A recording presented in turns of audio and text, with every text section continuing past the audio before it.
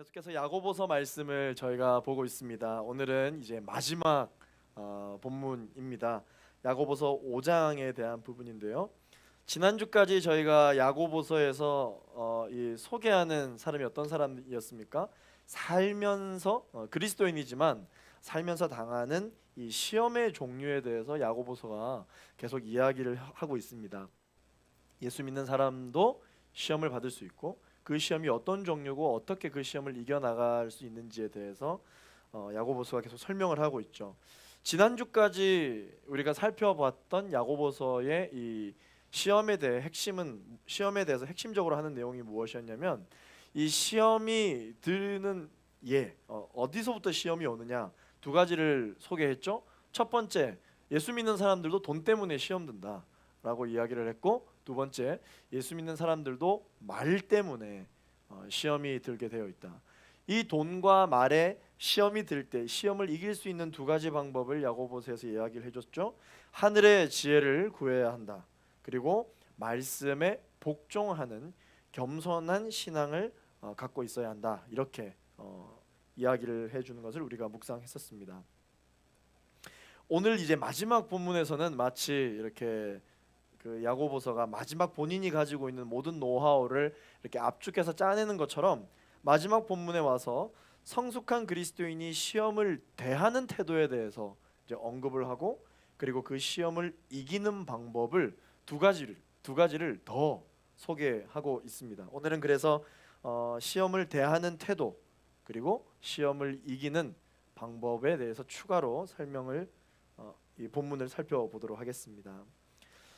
예수 믿는 사람들에게 시험이 찾아오면 이 시험에 대해서 어떤 태도를 취해야 하는가? 오늘 설교 제목에서도 우리가 알 수 있는 것처럼 인내하라라고 오늘 본문은 말하고 있습니다.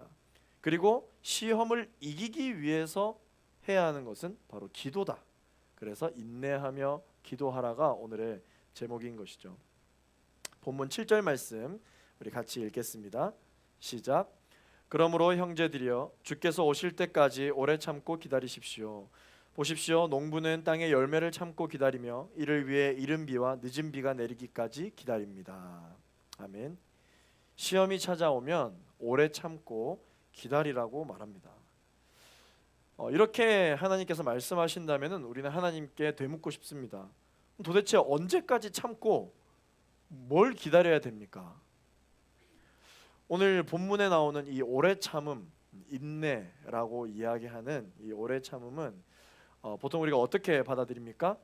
우리가 오래 참을 수 없는 어떤 그 상황 속에서 이를 악물고 두 주먹을 불끈 쥐고 의지를 갖고 끝까지 참는 것이라고 말하는 거라고 아마 생각을 하시게 될 것입니다. 물론 그런 의미도 있지만 이 야고보가 오늘 본문을 통해서 전달하고자 하는 오래 참음, 인내, 그게 무엇이냐면 원어의 의미를 살펴보면 고통 중에 있고 또 시험과 환난 가운데 있지만 성급하게 보복하지 않고 자제하는 마음을 말하고 있습니다. 이거를 오래 참음이다라고 이야기합니다.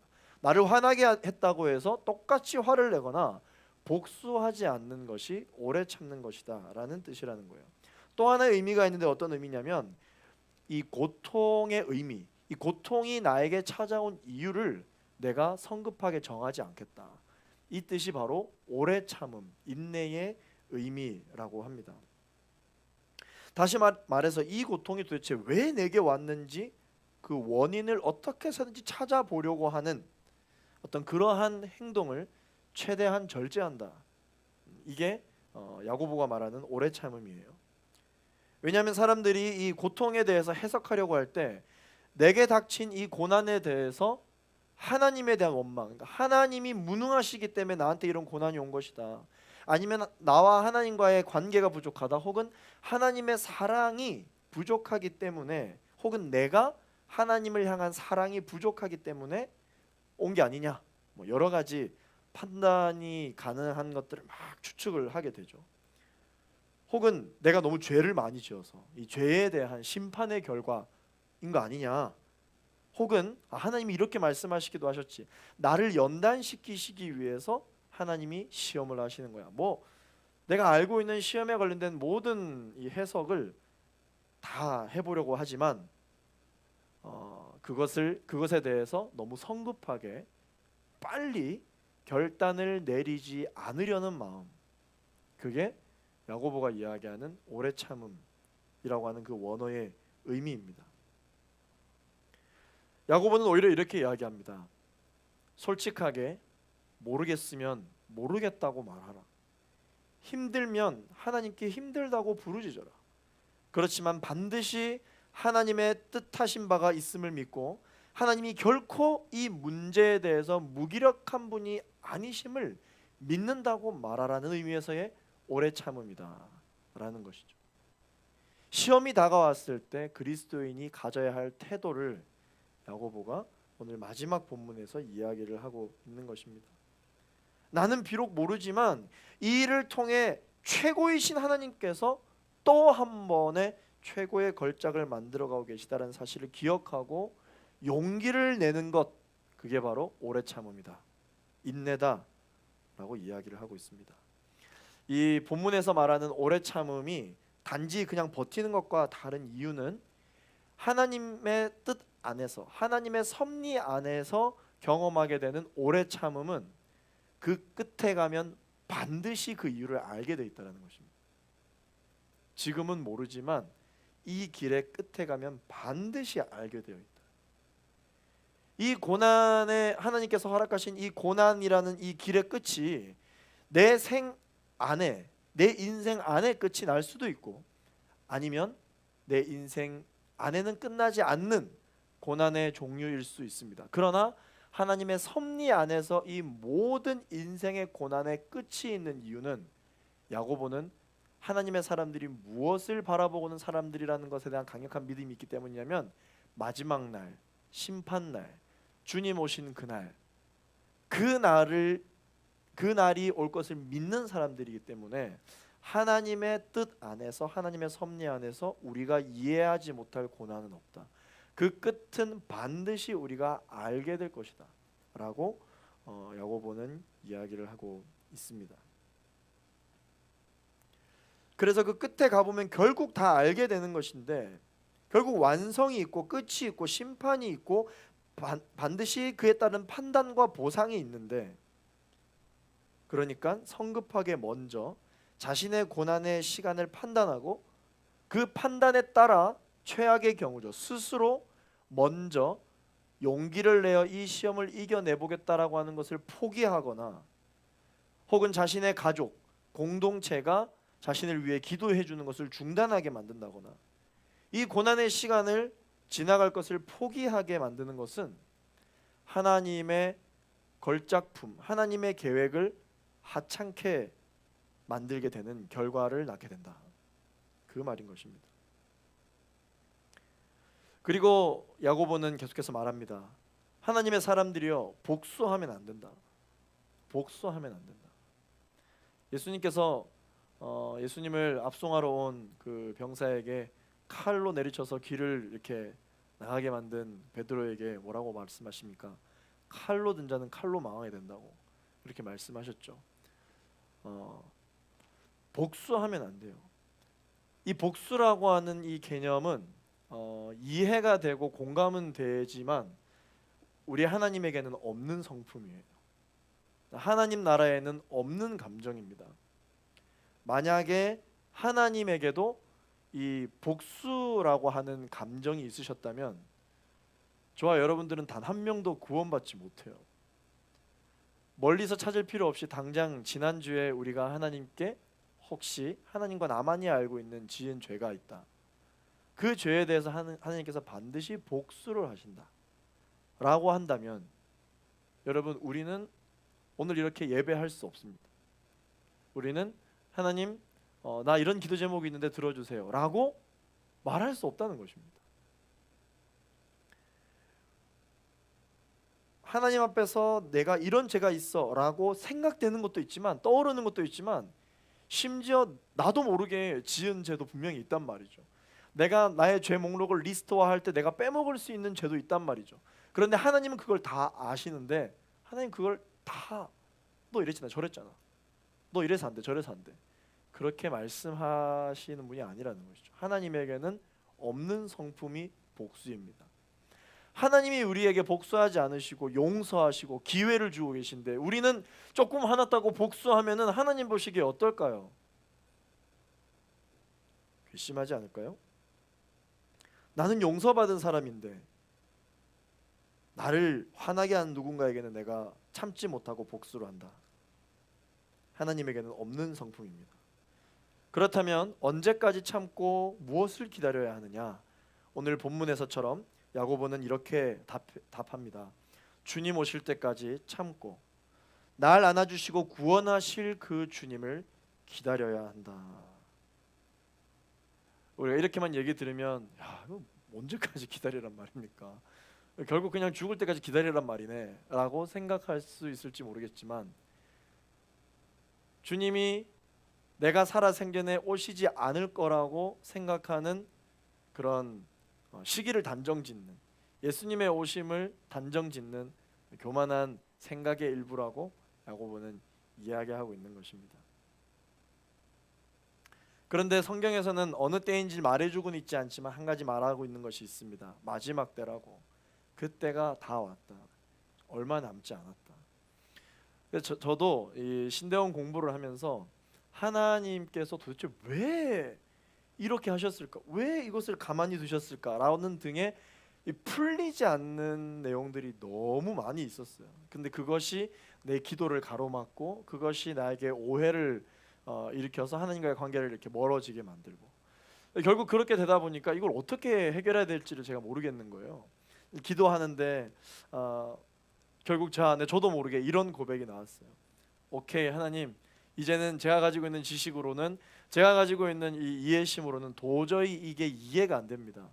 그러니까 주님 만나서 하나님 왜 그러셔야 했는지를 내가 가서 물을 테니까 알려주세요. 하나님 만나려면 신앙생활 잘해서 천국을 가야죠. 하나님, 제가 천국 가서 물어볼 테니까 그때는 꼭 알려주세요. 그 마지막 때가 거의 다 왔습니다. 하나님의 사람들이 오래 참고 기다리는 마음이 마치 어떤 마음과 같냐면, 오늘 야고보는 예를 들어 설명해 줍니다. 농부의 마음과 같다라고 첫 번째 예를 들려주고 있어요. 오늘 7절 말씀 읽어보겠습니다. 시작. 그러므로 형제들이여, 주께서 오실 때까지 오래 참고 기다리십시오.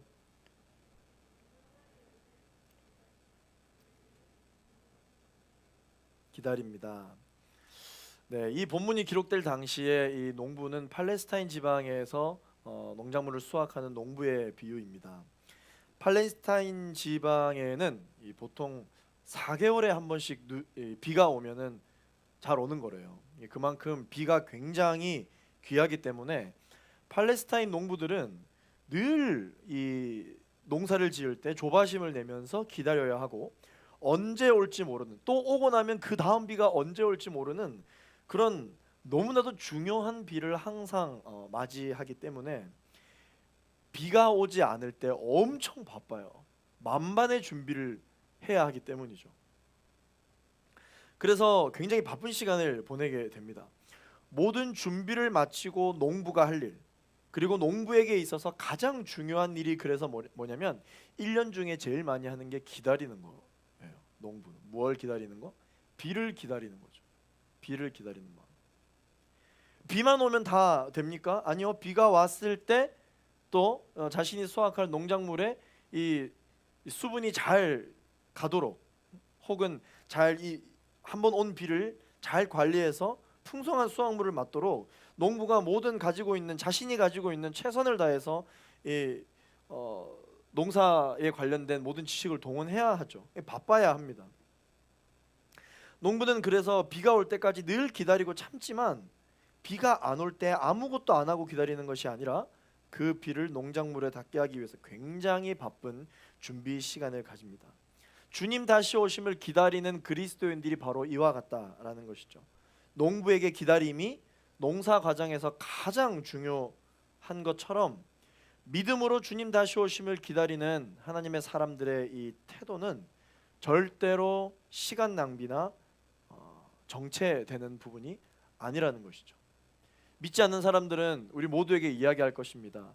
일주일에 한 번 일요일 이 귀한 시간, 그동안 못했던 모든 그런 여가와 또 챙겨 보고 싶었던 여러 가지 뭐 그런 영상들, 뭐 드라마, 우리 드라마 엄청 좋아하시잖아요, 우리 청년들.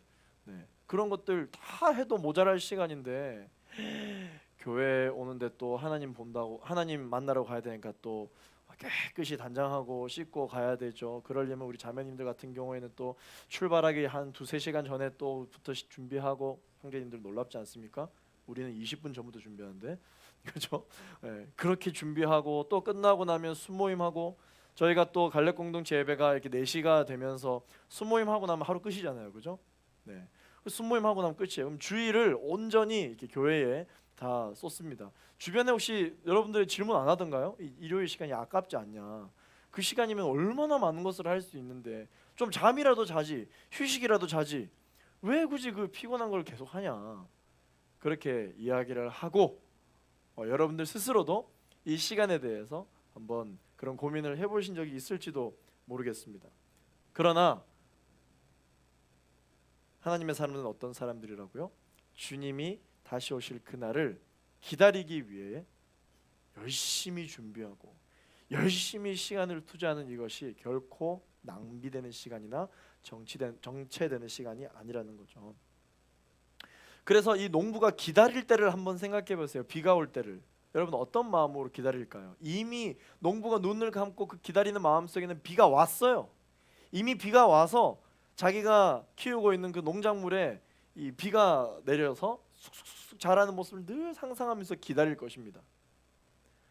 그런데 이 농부가 언제 올지를 알지 못하는 그 비를 기다릴 때 그렇게 기대하고 부푼 마음으로 기다리지 않고 하루하루가 불평되고 하루하루가 원망되고, 왜 내가 팔레스타인에 태어나가지고 이렇게 힘든 이 시간을 내가 겪어야 되느냐, 도대체 비는 언제 오는 거야, 뭐 그렇게 한들 비가 빨리 오는 게 아니잖아요.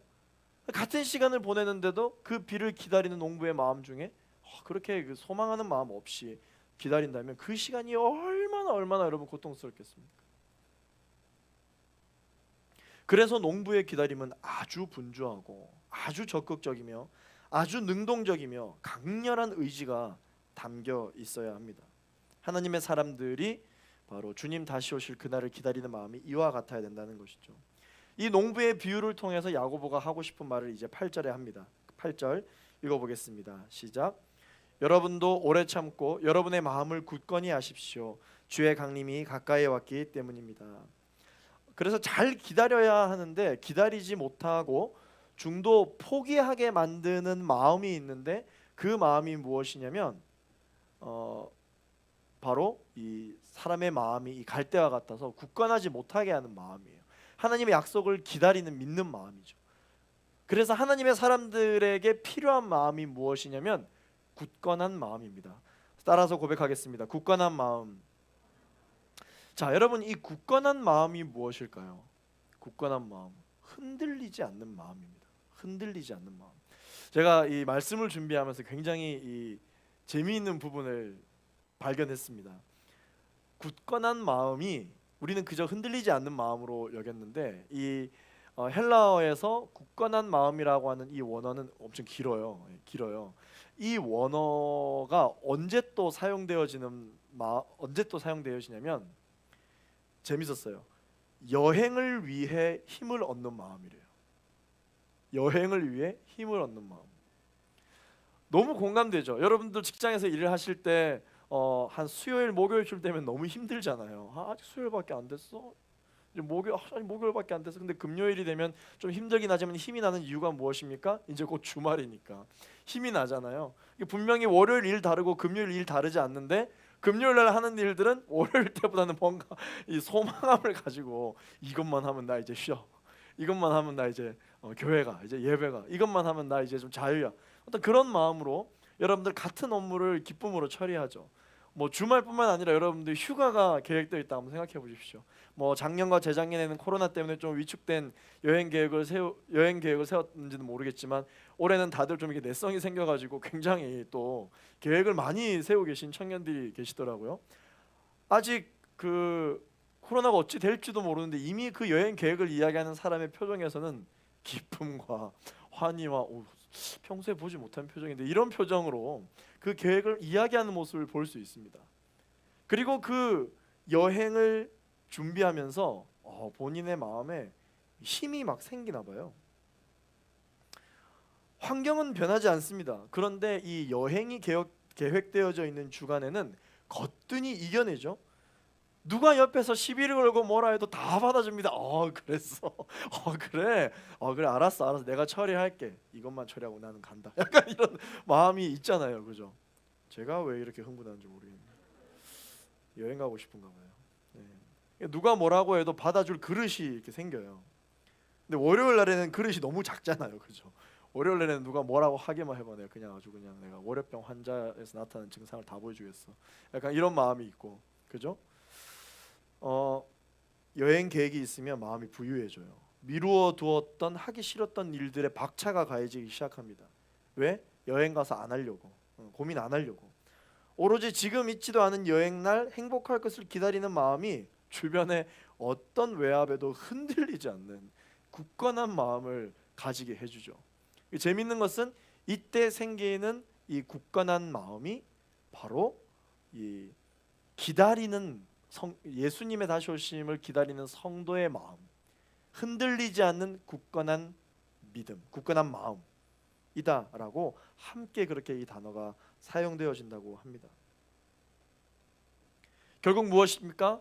내가 지금 시련과 환난과 고통 가운데 있다 할지라도 나는 누구인가? 나는 결국 우리 예수님 다시 오실 때 그 주님과 함께 기쁘고 행복한 날을 누리게 될 나라는 것이죠.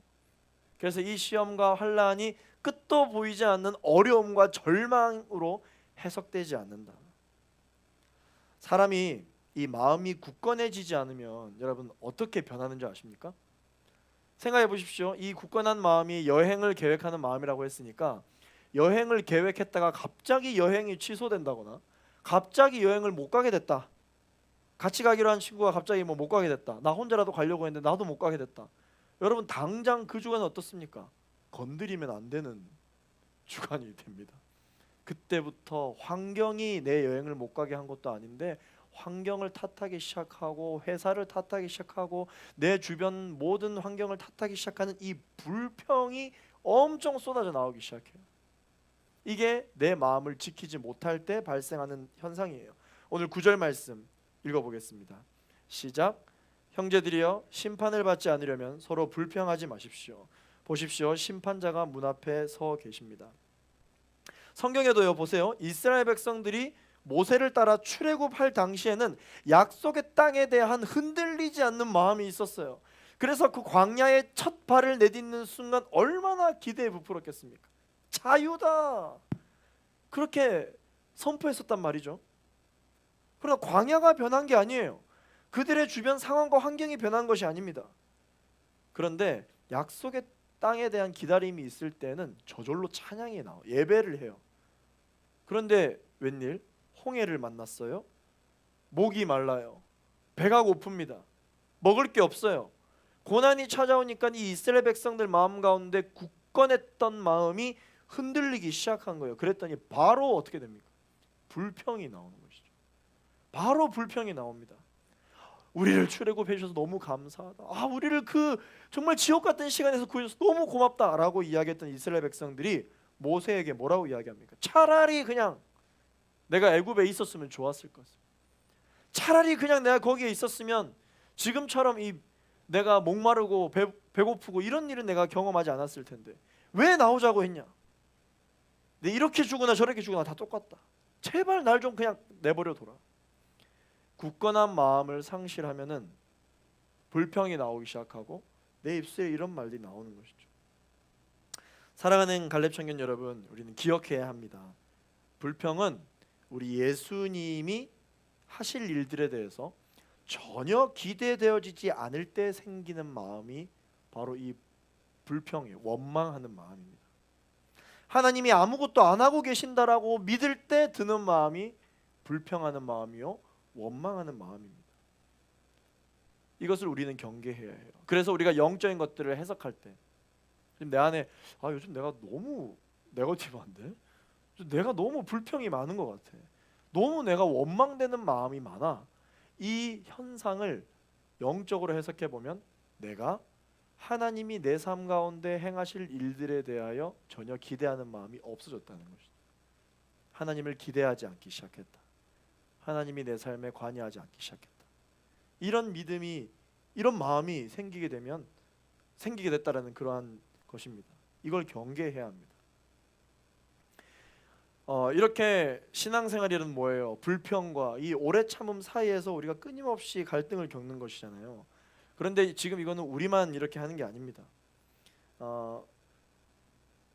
잘 참고 기다려서 시험을 이긴 사람도 있다고 소개하고 있습니다. 예언자들이라는 사람이 이겼다고 야고보는 소개하고 있는데요. 오늘 10절 말씀 읽어보겠습니다. 시작. 형제들이여, 주의 이름으로 말씀을 전한 예언자들을 고난과 인내의 본으로 삼으십시오. 아멘. 예언자들이, 당연히 저도 내일 이 지금 내가 고민하고 있는 이 일이 어떻게 될 것인지를 예언이라도 받으면 당연히 저도 이겨낼 수 있게요. 아마 그렇게 생각하실 수도 있을 것입니다. 그런데 여러분, 예언이 뭐예요? 예언이 무엇입니까? 우리 은사 중에도 예언의 은사가 있잖아요. 예언이 뭐예요? 여러분들이 알고 있는 것처럼 앞으로 일어날 일들을 미리 아는 것, 그게 예언이라고 생각하십니까? 점치듯이 미래에 벌어질 일들을 미리 아는 것, 그게 여러분 예언이라고 생각하세요? 하나님 저에게 예언해 주세요. 목사님 저에게 예언하셨나? 오늘 말씀을 통해 주님 나한테 예언하셨나?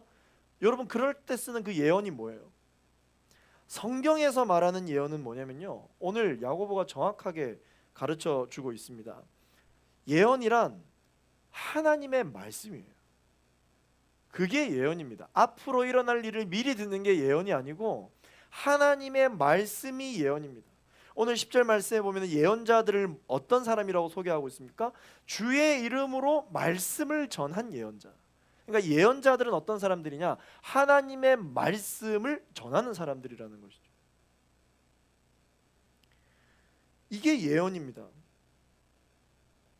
그래서 이 예언이라고 하는 것은 미래에 초점이 맞춰져 있는 게 아니라 지금 내가 어떻게 해야 되는지에 대해서 초점이 맞춰져 있는 게 예언의 말씀이에요.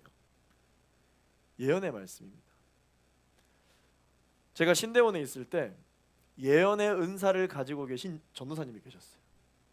실제 그분이 여러 가지 은사 사역도 하시고 하나님께서 지금 이렇게 말씀하고 계신다, 저렇게 말씀하고 계신다라고 예언을 하시고, 이제 또 저희 이제 사람들이니까 궁금해서 저분이 좀 예언 적중률이 높아 뭐 이런 얘기를 막 저희끼리 막 농담삼아 하기도 했어요. 그런 예언의 은사가 있으신 분이 계셨는데 저도 관심이 있다 보니까 그분에게 가서 물어봤습니다. 전사님 저 진짜 죄송한데 마음 어려워하지 마시고 제가 너무 궁금해서 그러니까 한번 좀 대답하실 수 있으시면 알려주시면 좋겠다. 하나님이 말씀해 주시면 그게 예언인지 아닌지 어떻게 아냐? 어떻게 그게 앞으로 벌어질 일이라는 걸 어떻게 알았냐? 혹시 얘기해 주실 수 있냐고 그렇게 물었더니 그 전사님이 그렇게 말씀을 해주시더라고요. 전사님, 예언의 은사가 뭐라고 생각하세요? 예언의 은사는 앞으로 벌어질 일을 미리 이야기해 주는 게 아니에요. 예언의 은사는 지금 내가 이 기도 제목을 놓고 기도했을 때 하나님이 주신 말씀을 그냥 알려주는 것뿐이에요. 하나님의 말씀을 알려주는 거지 제가 미래를 점치는 게 아닙니다. 예언은 하나님의 말씀을 전하는 것이다. 그래서 제가 누군가를 위해 기도할 때 하나님이 이 말씀을 떠올려 주셔서 이 말씀을 한 것이지, 이 말씀 때문에 이 사람의 인생이, 이 사람의 문제가 어떻게 바뀔 거라는 건 저는 모릅니다. 저는 그저 말씀을 전한 것뿐이에요.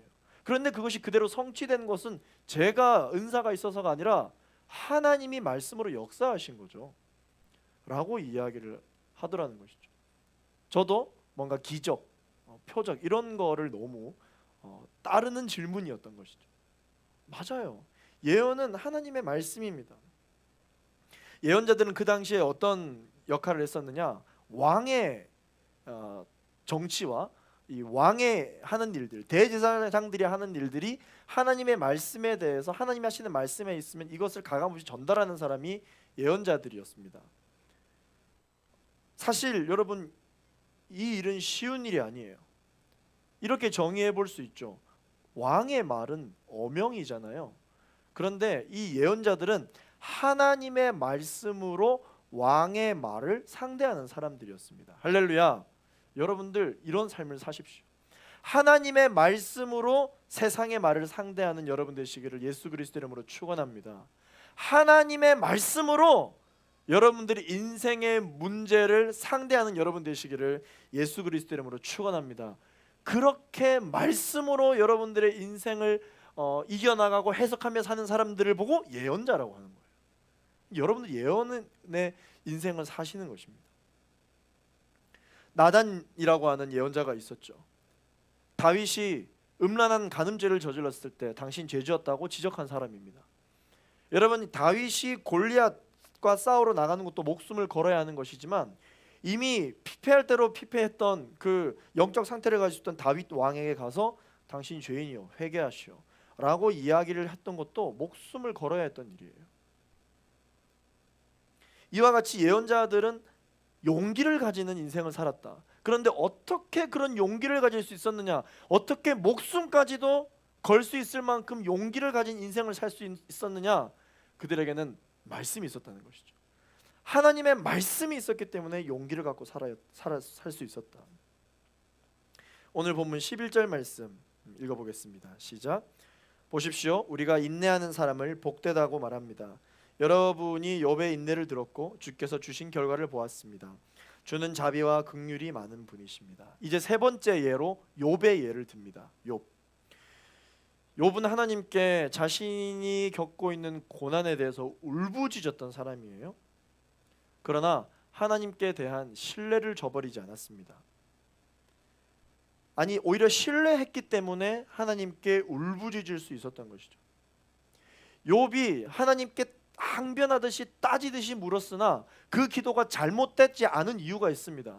그것이 무엇이냐면 우리는 시험과 환난 가운데 있을 때 하나님께 불평불만할 때 어떻게 기도하냐면 하나님 계시기나 한 거예요? 하나님 뭐 하세요 도대체? 하나님 정말 살아계시다면 내 삶에 어떻게 이런 일이 날 수 있습니까? 하나님의 존재를 부정하는 불평을 하게 되죠. 근데 욥은 그건 안 했어요. 그건 안 하고 하나님 도대체 언제까지입니까? 도대체 언제까지 내가 이 시험을 당해야 합니까? 라고 기도했죠. 그렇게 기도할 수 있었던 것은 바로 하나님께서 여전히 살아 역사하고 계심을 신뢰하고 믿었던 확신이 있었기 때문입니다. 단 그 하나님의 타이밍과 그 시간에 지금 제가 맞추기가 좀 버겁습니다. 지금 제가 좀 어렵습니다. 힘듭니다. 그런 고백을 욥이 하고 있는 것이죠. 욥의 친구들이 욥에게 했던 내용을 한번 보십시오. 여러분들 우리 얼마 전에 생명의 삶 본문이 욥의 본문이었으니까 잘 아시잖아요. 친구들이 했던 얘기가 틀린 말이 하나도 없어요. 너무 맞습니다. 너무 과학적이고 너무 합리적이고 너무 딱 맞아떨어집니다. 누가 들어도 무릎을 탁 칠 만큼 부족함이 없는 논리였습니다. 그런데 하나님은 누구의 간구를 들으셨어요? 누구의 기도를 들으셨어요? 완벽한 문장과 완벽한 논리로 했던 욥의 친구들의 기도를 듣지 않으시고 정직하지만 거침없이 하나님 앞에 자신의 모든 것을 아뢰었던 욥의 기도를 결국 하나님이 들으셨다는 것을 우리는 기억해야 합니다. 우리의 기도는 어째야 되는가? 누가 들어도 감동받을 수밖에 없는 완벽한 기도 제목, 죄송합니다만 그 별로 필요 없습니다. 그 별로 필요 없어요. 오히려 그 기도 제목보다 어떤 기도가 필요하느냐? 조금 부족하지만 여러분들이 하나님 앞에 토해내고 싶은 모든 감정과 모든 이야기를 하는 그 기도가 정말 하나님이 듣고 싶은 진실한 기도라는 거예요. 그래서 욥의 기도를 보고 우리는 불평이다라고 이야기하지 않고 호소라고 이야기합니다. 호소. 기도 응답이란 무엇입니까? 우리가 아까 읽었던 11절 말씀에 기도 응답의 정의를 야고보가 해주고 있어요.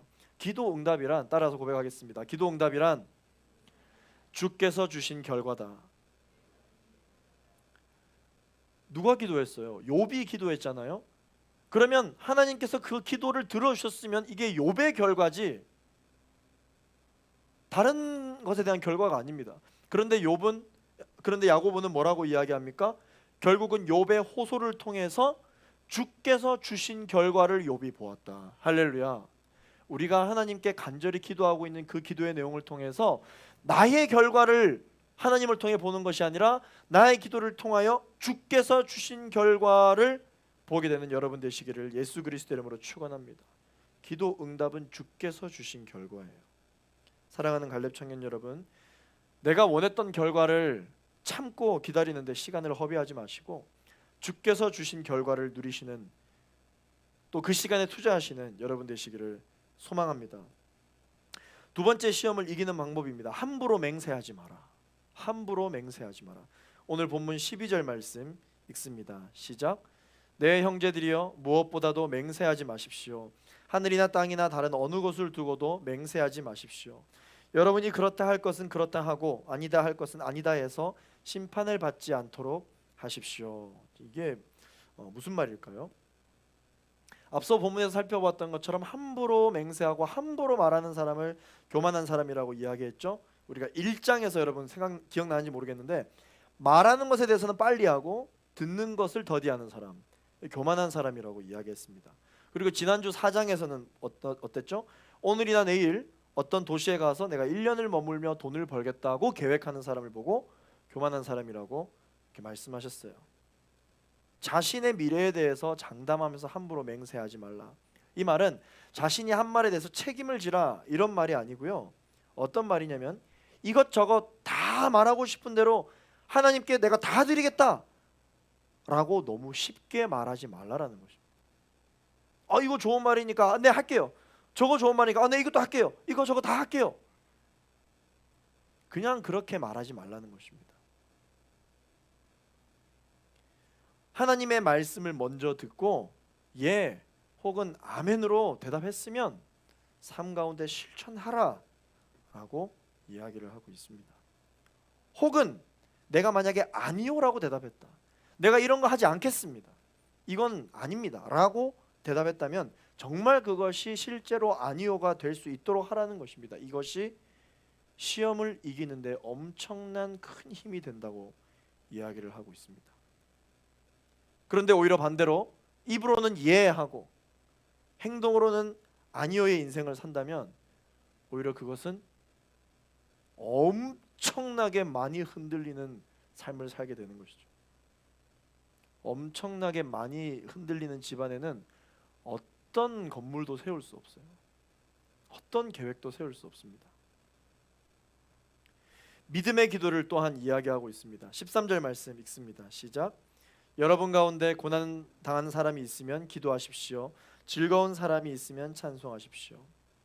여러분 즐거워할 일이 생겼음에도 불구하고 입에서 찬송이 나오지 않고 감사 기도가 나오지 않는 사람도 시험에 빠진 사람이에요. 자기 인생을 살고 자기 영광을 구하는 사람들의 특징이 뭐냐면 기도 안 하고 찬양 안 합니다. 감사가 없으니 찬양할 일이 없는 것이죠.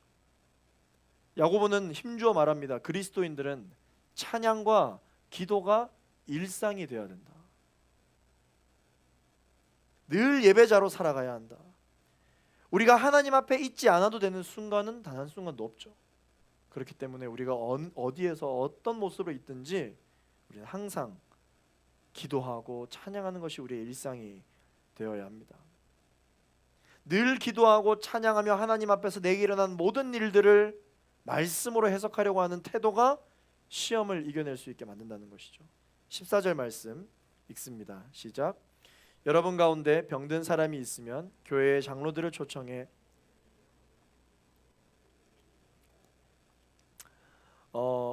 본문 마지막에서 이 고난, 시험, 환난 이것에 대한 구체적인 예로 질병을 들고 있습니다. 질병.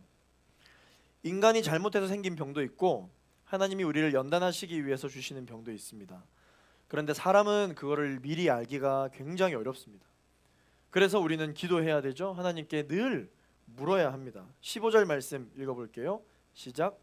믿음의 기도는 병든 사람을 낫게 할 것이며 주께서 그를 일으키실 것입니다. 비록 그가 죄를 지었을지라도 용서받으실 것입니다. 여기서 병이 낫는다라고 하는 표현은 우리가 어떤 생각을 갖고 있습니까? 치료됐다, 병이 나았다, 이렇게 아마 여러분 들리실 것입니다. 개역 개정에 보면은 병이 나았다고 이야기하지 않고 구원받았다고 이야기하고 있어요. 질병에 걸렸는데 병이 낫는 것에 대해서 하나님의 사람들은 치료됐다라고 하는 이 단편적인 어떤 의학적인 부분으로만 치료됐다라는 것을 끝나는 것이 아니라 이걸 어떻게 해석하냐면 구원받았다, 구원받았다, 이렇게 해석할 수 있어야 된다라고 하는 것이죠. 치료와 더 넓은 범주에서의 구원, 결국 나의 질병조차도 하나님의 섭리 안에서 어떤 계획하심이 있었고 이 질병이 치유됐다는 것은 문제가 해결됐다는 것이고 나의 삶 가운데 만연되어져 있는 모든 문제에서부터 하나님이 나를 구원해 주셨다라고 하는 구원의 관점에서 이 질병마저도 살펴보게 된다는 것이죠. 말씀을 맺겠습니다. 우리 마지막 19절부터 20절까지를 읽어보겠습니다. 시작. 내 형제들이여, 여러분 가운데 유혹을 받아 진리에서 떠난 사람을 누가 돌아서게 하면 여러분은 아십시오. 죄인을 유혹의 길에서 돌아서게 한 사람은 그의 영혼을 죽음에서 구하고 많은 죄를 덮을 것입니다. 아멘. 시험을 이기는 마지막 방법이 무엇이냐면 공동체를 통해 서로가 서로를 위해 중보하라는 것입니다. 코로나 통해서 우리는 너무 잘 느꼈죠. 나 혼자서도 신앙생활을 할 수 있을 줄 알았는데 혼자 신앙생활 해보니까 어때요? 오래 못 가죠. 금방 넘어지게 됩니다. 하나님께서는 모든 사람들에게, 모든 청년들에게 저마다의 은사를 주셨거든요. 누군가에게는 정말 성령의 은사, 보여진 어떤 외적인 은사를 주신 분도 있고 어떤 사람에게는 또 사랑의 은사, 누구는 오래 참는 은사, 누구는 화평케 하는 은사, 누군가에게는 친절한 은사, 누군가에게는 선한 양심의 은사 등등 하나님께서 다 은사를 주셨어요. 그런데 이 은사를 주신 이유가 있습니다. 그 이유가 무엇이냐면 바로 영혼을 살리기 위해서 주셨어요. 나를 살리고 그리고 나 외에 영혼을 살리기 위해 주셨다는 것이죠. 넓은 의미에서의 갈렙의 존재의 이유입니다. 이 갈렙은 여러분을 살리고 그리고 여러분들 주변에 믿지 않는 사람들을 살리기 위해 존재하는 공동체이죠. 여러분들이 가지고 계신 그 모든 은사로 사람을 살리고 영혼을 살리는데 쓰시는 여러분 되시기를 예수 그리스도 이름으로 축원합니다. 오늘 제가 여러분들을 살리기 위해서 그들이 받은 은사를 헌신함으로 활용했던 예시를 들어드리고 예배를 마치려고 합니다. 한 3주 정도 지났지만 여러분들 지금 예배를 드리시는 앞에 모습을 보시면 어때요? 아주 화사하고 화려하고 여러 가지 데코들이 있죠. 네, 감사합니다. 네. 여러분 어떻게 하면 우리 갈렙 공동체가 세상의 소금과 빛으로 살아갈 수 있을까라고 하는 이 질문에 우리 갈렙 공동체는 첫 번째, 하나님과의 관계가 회복되어야 한다. 그것이 우리 갈렙 공동체가 붙잡고 가는 메시지이기를 기도하는 마음으로 우리 창립 기념주일부터 이 퍼펙트 러브, 온전한 사랑이라고 하는 주제로 저희가 함께 나가고 있습니다. 온전한 사랑이긴 사랑이지만 이 온전한 사랑이 예배에 참여하는 우리 갈렙 청년들이 그냥 딱 예배에 오면 느꼈으면 좋겠다라고 하는 마음을 우리 MC단들이 품기 시작했어요. 그리고 특별히 하나님께서 주신 은사를 활용하고자 했던 우리 서은하 디자인 MC님이 네, 그 마음을 하나님이 주셨다고 합니다. 저는 사실 그냥 이 현수막만 하면 되겠다 생각을 했었는데 본인이 기도하고 묵상하는 가운데 하나님이 주신 마음이 있어서 저한테 쭉 나누는데 진짜 제가 MC단 방에는 그냥 저 잠시 울고 올게요 라고 이야기했지만 아내한테 이런 일이 있다라고 이야기할 때 저 진짜 많이 울었어요. 너무 고마웠고 너무 감사했기 때문이죠. 많은 사람들이 이제 너무 궁금하니까 지나가는 MC단들 붙들고 물어봤대요. 이건 무슨 뜻이야? 저건 뭐야? 이거 뭘 이렇게 한 거야? 이렇게 많이 물어봤다고 합니다. 그래서 이거 좀 가르쳐줘야 되겠다 그런 생각이 들어서 이 은사를 또 어떻게 활용하고 나누었는지를 우리 함께 나누고 기도하려고 하는데요.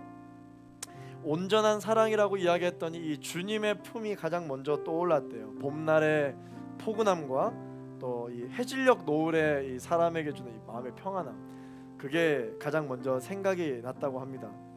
구름이 보통 따스함과 포근함을 뜻하고, 여기 보면 이제 민들레 홀씨를 표현하는 여러 가지 상징물들이 있잖아요. 이 민들레 홀씨는 주님께서 코에 생기를 불어넣으실 때 하시는 것처럼 우리 갈렙 공동체 청년들에게 예배 때마다 생기를 불어넣으시면 주 안에서 날마다 새로워지고 회복될 뿐만 아니라 각자에게 주신 그 성령의 흐름에 따라 건강하게, 영육 간에 건강하게 살아가라는 의미에서 이 민들레 홀씨를 기도 중에 또 생각을 했다고 합니다. 놀라웠어요. 우리 또 좌측에 저 노란색 심볼은 우리가 또 빛과 소금이니까 이 빛에 대해서 또 묵상하면서 새로움과 회복에 대한 의미를 담았다고 하고, 또 여러분 여기 여러분 보시는 우측에 보시면 천이 있고 여기 물방울 모양의 심볼 마크가 있잖아요. 이거는 바로 예수님의 눈물을 뜻한데요. 그리고 이 천은 거룩함을 뜻해서 또 성령 하나님의 역사를 뜻했다고 합니다. 어마어마한 의미들이 담겨져 있죠. 여러분 한 번 더 너무 감사의 마음으로 한번 박수로 우리 MC단들에게 감사를 표했으면 좋겠습니다. 근데 이것이 그저 자신이 가지고 있는 어떤 완벽한 성향이나 자신의 어떤 그런 실력을 뽐내기 위한 것이 아니라 기도할 때 하나님이 주신 마음이 이러한 마음이어서 그걸 섬겼던 것이죠. 이걸 매번 설치하고, 심지어 여러분 제가 이거 좀 생색은 내야 되는데 이거 민들레 이거 있잖아요. 이거 종이거든요. 이거 그냥 큰 이런 A4 용지보다 조금 큰 종이 다 가위로 잘라서 만든 거예요. 대단하죠. 네, 그래서 뭐 추측컨대 자기는 아니라고 하지만 누구는 이렇게 손에 이렇게 아대도 하고 가위질해서 그런 거 아니냐, 본인은 아니다라고 이야기하지만 뭐 아예 아니진 않기를 바라기도 하며, 네, 이렇게 여러분들을 살리고 싶다라는 그런 마음으로 우리 MC들이 또 이렇게 섬겼습니다. 또 의미를 알고 나니 더 포근하고 더 따뜻한 마음이 오지 않나요? 네, 여러분들도 또 이 예배에서 생기를 공급받고 살아나시게 되기를 예수 그리스도 이름으로 축원합니다. 그리고 더 중요한 건 이제 저 문을 열고 나가셨을 때 여러분들을 만나게 되는 모든 사람들에게도 여러분들이 경험한 그 생기를 나누어 줄 수 있는 그런 우리 모든 갈렙 공동체 청년 한 사람 한 사람 되기를 예수 그리스도 이름으로 축원합니다. 우리 함께 이 시간 말씀을 기억하며 기도하겠습니다.